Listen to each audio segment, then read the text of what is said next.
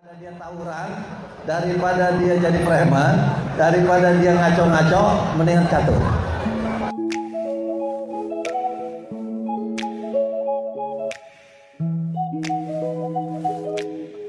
Catur itu kapan saja, di mana saja, siapa saja boleh bermain catur. Mau pakaian apa saja boleh, yang penting sopan. Itu catur. Mau kakek-kakek lawan anak kecil boleh, belum tentu menang tuh kakek-kakek. Mau laki-laki lawan wanita boleh, aja di catur yang bisa begitu. Dan catur olahraga yang tidak high cost. Kenapa? Karena nggak hilang, nggak rusak. Kalau tenis, kalau bola, kalau bulu tangkis gitu, itu pasti ganti kop, ganti bola, ganti catur nggak? Nah maka catur ini filosofinya luar biasa. Apa filosofinya? Saya sudah sampaikan beberapa kali bahwa sebelum melangkah, sebelum bertindak harus berpikir. Itu catur. Maka kalau filosofi yang disampaikan Pak Prabowo, kumaha engke, nah, salah itu. Engke kumaha? Kira-kira menang nggak? Jadi setiap langkah mikir dulu. Jangan main sikat aja, jangan main terobos aja, pasti kalah. Maka orang catur itu rata-rata orangnya cerdas. Karena dia berpikir matang. Kira-kira jatuh nggak ya? Kira-kira clash nggak ya? Kira-kira konflik nggak?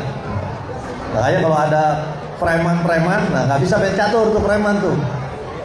Kalau orang suka catur bukan preman. Paham ini? Kalau preman pasti nggak suka catur. Kenapa? Karena instan pengennya. Nggak mikir-mikir, sikat aja. Minta 5 triliun tanpa tender. Minta 3 triliun. Oh, dan naonan dia. Preman. Nggak boleh seperti itu. Maka itulah filosofinya.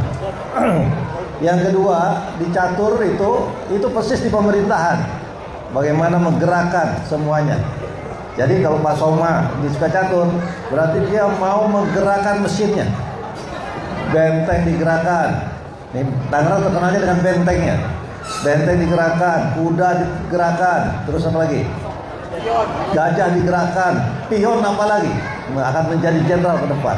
Dan dia sayang dengan pasukannya, cinta dengan pasukannya, dia nggak mau mengorbankan itu. Tapi ada filosofi lain, kalau ingin memenangkan harus ada pengorbanan. Perjuangan butuh pengorbanan. Nah maka sekecil diminimalisir pengorbanan. Kalau terlalu besar, hilang sudah, kalah sudah. Maka itu filosofi catur.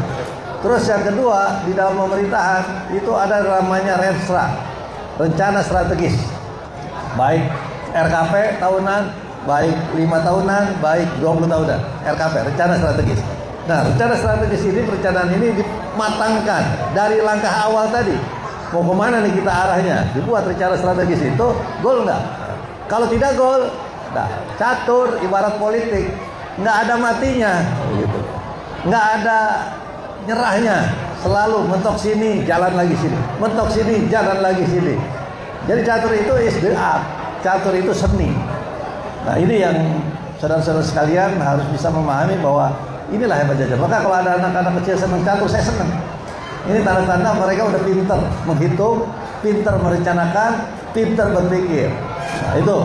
Terus yang berikutnya adalah maka di catur sekarang ada timer. Dulu nggak ada timer, sekarang ada timer. Nah maka manfaatkan waktu seefektif efisien mungkin. Bagaimana supaya menang dalam waktu 10 menit? Ini berapa menit ini? Bagaimana bisa menang dengan 15 menit? Bagaimana bisa berpikir dengan 15 menit? Kalau enggak, kalah. Maka itulah kehebatan di catur. Jadi dimanfaatkan waktu strategi itu. Maka kalau kita punya target nih, kapan? Makanya kalau punya pemimpin, nggak punya target, wah udah bukan pemimpin ya. Jadi kalau ditanya, gimana saya mau sukses di dinas ini? Ya kamu target sekian lama, sanggup nggak sanggup, ganti. Gitu. Itu yang filosofi catur yang dipakai. Maka saudara-saudara sekalian, di catur juga diperlukan yang namanya tadi kesabaran. Sabaran dalam hal berpikir, bertindak dan lain sebagainya. Terus yang berikutnya adalah saudara-saudara sekalian, catur itu harus belajar dari kesalahan. Learning by doing namanya, belajar terus juga. Nah itu catur. Kalau salah ini besok mikir lagi kita. Oh gua kalah ya. Misalnya Amin kalah sama saya, dia mikir, gua kemarin salah langkah, gua mau buat langkah lain. Jadi belajar dari kesalahan. Dan catur menghargai juga kompetitor, bukan musuh. Ya, ini bukan musuh dianggapnya, adalah kompetitor. Menghargai itu. Karena catur tanpa kompetitor bukan catur. Setuju tidak? Nah, maka perlu yang namanya kompetitor. Dalam arti apa? Supaya fastabiqul khairat. Berlomba-lomba dalam kebaikan, meraih kemenangan.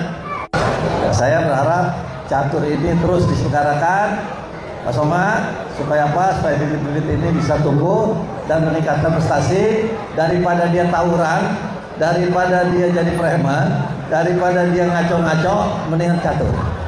Setuju tidak?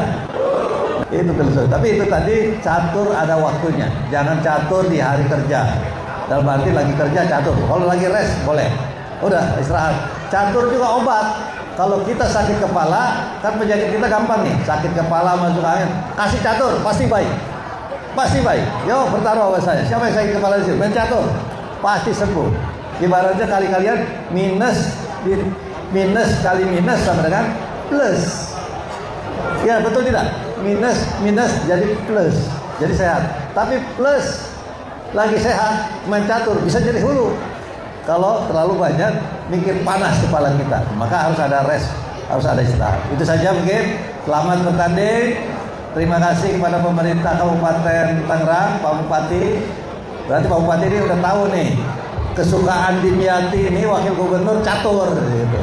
Lalu mendengarkan catur pasti datang dia. Yang potensial juga untuk memasang olahraga catur. Ini juga sebagai persyaratan nanti untuk kita kirimkan atau sebagai seleksi untuk mengikuti kejuaraan di tingkat provinsi Pinjol. Nah, Pinjol sendiri ini kan dilaksanakan di bulan Juli dan Pinjol itu kalau saya di bulan Agustus. Jadi nanti kita akan cari hasil ini.